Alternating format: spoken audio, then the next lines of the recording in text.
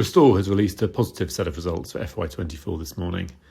Adjusted profit, earnings per share and cash generation are all slightly ahead of expectations, and good progress is being made towards management's 20% margin target.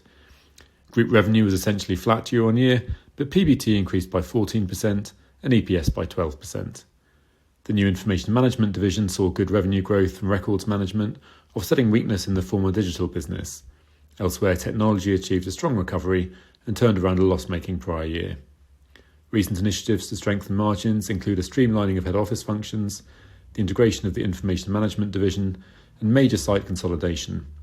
This should underpin continuing progress into FY25. We make no changes to our underlying earnings forecasts. The other major piece of news is a return to the acquisition trail via the £33 million acquisition of Cinetech, a long-established UK market leader in document management with a particularly strong public sector offering. The acquisition's earnings enhancing, we upgrade EPS by 7 to 8% across the next 2 years and expect the business to complement the information management business. In our view, as Restore continues to deliver, the valuation looks compelling at around 10 times PE. We reiterate our 400p fair value estimate.